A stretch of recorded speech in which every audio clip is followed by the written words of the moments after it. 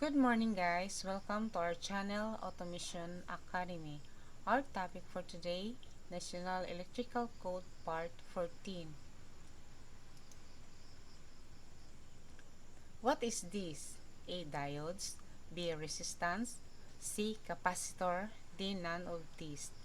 Please comment down below. Let's proceed. Question number 1. Receptacle located more than blank above the floor are not required to be temper resistant. A. 4 feet, B. 4.5 feet, C. 6 feet, and D. 5.5 feet. Correct answer is D. 5.5 feet. Please see the reference. Question number 2. Splices and taps must be accessible and must not fill raceway to more than of its cross-sectional area. A. 50%, B. 80%, C. 100%, D. 75%. Correct answer is D. 75%. Question number 3. Decoupling means of the electric vehicle supply equipment must be stored or located not less than blank above the floor level. A. 18 inches, B. 20 inches, C. 24 inches, D. 28 inches. Correct answer is A. 18 inches. Please see the reference. Question number 4. What is the maximum approved electrical trade size for PVC conduit? A. 4 inches, B.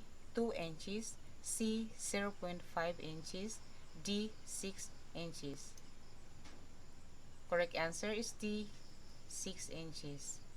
Please see the reference. Question number 5. GFCI protection is required for 125 volts general purpose receptacles located in dirt confinement areas for livestock. A. 15 amperes, B. 15 and 20 amperes, C. 20 amperes, D. 30 amperes. Correct answer is B. 15 and 20 amperes. Please see the reference. Question number 6. A two-pole circuit breaker or fusible switch shall be considered as overcurrent devices. A. 2, B. 1, C. 3, D. 4. Correct answer is A. 2. Please see the reference. Question number 7. The ground detection sensing equipment must be connected as close as practicable to where the system receives its power supply. False or true? Correct answer is true. Please see the reference. Question number 8. Flexible cords is permitted to be run through holes in walls, structural ceilings, suspended or drop ceilings or floors. False or true? Correct answer is false. Please see the reference. Question number 9. Receptacles must be mounted or more above the deck surface of the pier. A. 24 inches, B. 15 inches, C. 12 inches, and D. 18 inches. Correct answer is C. 12 inches. Please see the reference. Question number 10. Except for storable poles, fixed or stationary equipment other than an underwater luminaire cord must not exceed in length. A. 3 feet, B. 4.5 feet, C. 2.5 feet, and D. 5 feet. Correct answer is A. 3 feet. Please see the reference. Question number 11.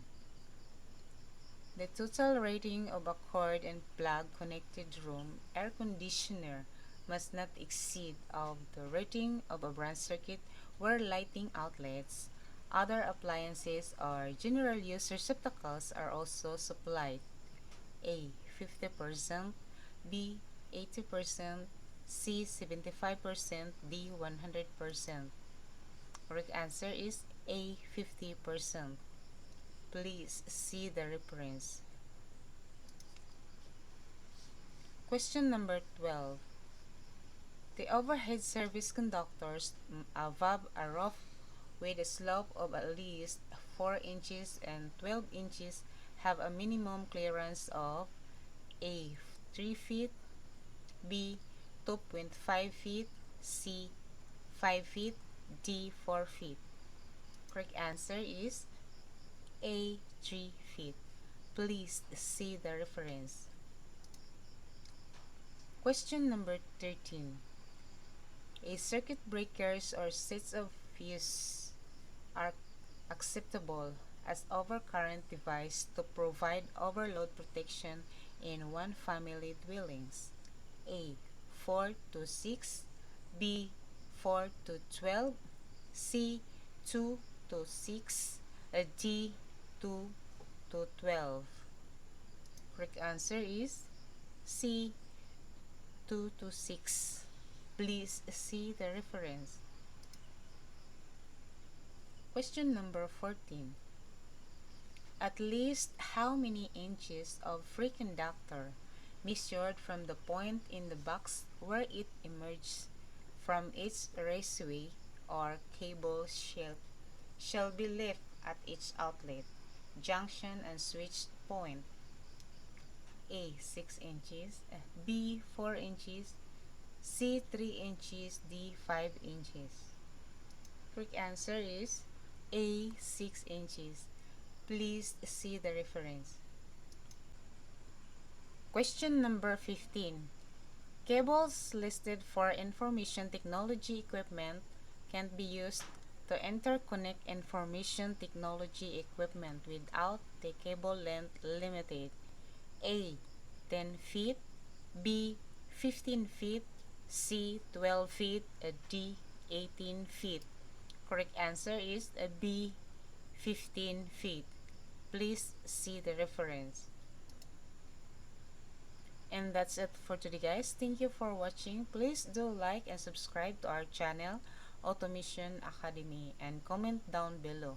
And don't forget to share the love. Thank you for watching. Bye bye.